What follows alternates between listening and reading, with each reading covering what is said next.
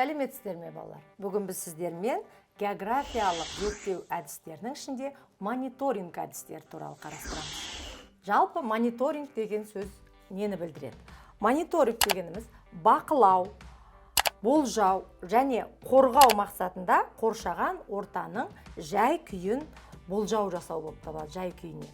Жалпы мониторинг термині 1972 жылы Біріккен ұлттар ұйымының қоршаған орта бойынша болған Стокгольм конференциясында ресми түрде енгізілген екен. Ал 1974 жылы Кения мемлекетінің Найроби қаласындағы үкіметаралық кеңесте қоршаған ортаның ластануының 3 деңгейді мониторинг ретінде қарастырылды. Яғни географиялық мониторинг деңгейлерін 3 деңгейге бөлген екен. Сонымен бірінші мониторинг деңгейлері. Яғни бұл 3 деңгей қандай? Бірінші ол ғаламдық деңгей. Екінші ол аймақтық. Үшінші ол жергілікті. Яғни балалар ғаламдық деп өзі айтып тұрғандай, яғни бұл ғаламдық мониторинг деңгейінде неге болжау жасалады, не бақыланады? Яғни ғаламдықта ол атмосфера, озон қабаты, көміртек диоксиді, гидросфера, өсімдік, жануарлар дүниесі бақыланады екен. Ал аймақтықта қоршаған ортаның геоэкологиялық және табиғи шаруашылығының жағдайына зерттеу жүргізіледі екен. Ал жергілікті деңгейде табиғи ортаның санитарлық, эпидемиялық және биоэкологиялық жағдайы бақыланады екен. Яғни, жаңа ғаламдықтан жергілікке қарай бақылану деңгейі кішірейіп баратыр деген сөз. Бұл жалпы мониторингтің деңгейлері. Ал енді мониторинг әдістері қандай? Яғни, қандай әдістер арқылы мониторинг жүргізіледі екен? Жалпы мониторинг әдістерін үлкен 2 топқа бөлеміз. Ол әуе ғарыштық әдіс. Екіншісі ол жер беті әдістері. Бұл әдістер өз кезегінде бірнеше топқа бөлінеді. Сонымен бірінші әуе ғарыштық әдісті талдайық. Әрине, өзі айтып тұрғандай, бұл ғарыштық және әуе әдісіне бөлінеді. Ал енді ерекшеліктері қандай? Жалпы ғарыштық түсірілім бұл әуеге қарағанда жаңағы шолу сипатына байланысты өте үлкен ауқымды қамтиды екен, айырмашылығы. Жалпы бұл әуе ғарыштық әдіс 20 ғасырдың 60 жылдары пайда болған. Яғни жасанды серіктер арқылы қысқа мерзімде нақты ғаламдық ақпараттарды алып бере алады. Климаттың жылынуы, атмосферадағы өзгерістер, жер беттерінде болып, жер бедерінің өзгерісі, мұхит суының температурасы, тұздылығы, мұхит суындағы ағыстар, атмосфера, жалпы гидросфера қабаттарының ластану деңгейі, және мысалы төтенше және қауіпті табиғи және антропогендік құбылыстарды да осы әуе ғарыштық немесе жасанды серіктер арқылы тез және нақты мәлімет аламыз екен. Енді жалпы жер бетін бақылауда ұшақтан, зымыраннан және жасанды серіктерден жер бетін бақылау биіктігі бар. Соны сіздерге жазып қояйын, естеріңізде болсын. Сонымен жер бетін ұшақтан түсіру ол 10-20 километрді. Екінші, ол зымыраннан 80 және 250 километр биіктікке дейін түсіреді екен. Ал жасанды серіктер олар өте биіктен.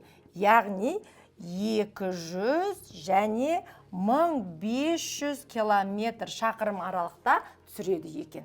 Міне, солар осындай ұшақ, зымыран, жасанды серіктерден алған ақпараттардың бәрі нақты және дәлелді екен.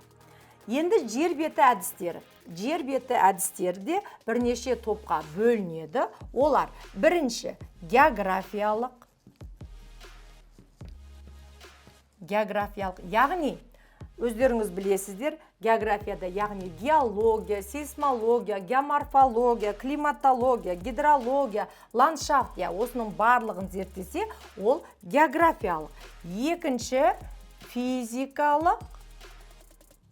физика-химиялық әдіс жер бетінің. Жалпы физикалық және химиялық өлшеулер мен талдамалар жасауға негізделген. Мысалы, жаңағы судың, ауаның ластану деңгейі, судың тұздылығы, өзеннің немесе көлдің деп айтсақ болады. Әртүрлі метеорологиялық бақылаулар, топырақтың тұздануы, ластануы сияқты ақпараттардың барлығын осы физикалық, химиялық әдіс анықтайды екен. Келесі әдіс ол биологиялық. Өздеріңіз біліп отырсыздар, яғни қоршаған ортадағы тірі ағзаларға байланысты тексеру жұмыс жүргізу, биологиялық деген. Осы жерде біз биоиндикация деген терминді айтамыз. Яғни қоршаған орта өзгерістерін кейбір өсімдіктер мен жануарлар түрінің таралуы арқылы анықтауды айтамыз екен.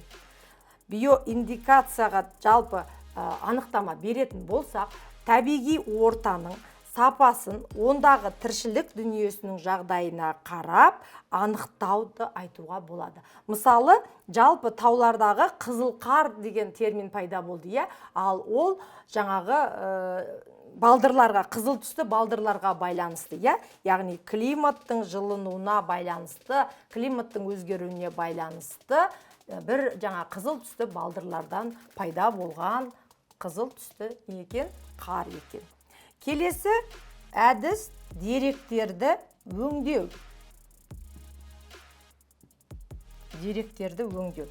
Яғни әртүрлі әдістердің негізінде жаңа геоақпаратты талдау, алынған геоақпараттарды талдау деп айтсақ болады.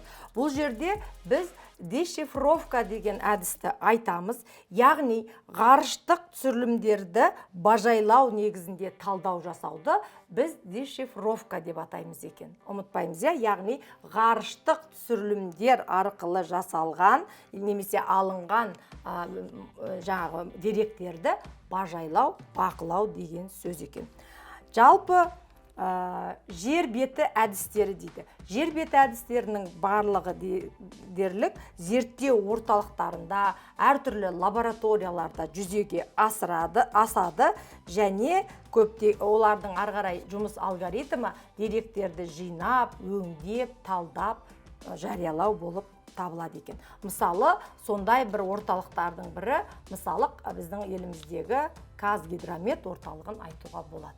Күнделікті әртүрлі алынған жер беті әдістері арқылы алынған ақпараттардың барлығын өңдеп, жаңағы шаруашылыққа қажетті немесе халықтың күнделік тұрмысына байланысты ақпараттарды беріп отырады деген сөз.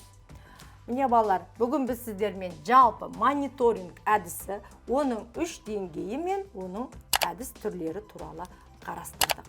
Бүгінгі сабағымыз аяқталды. Келесі кездескенше сау болыңыздар.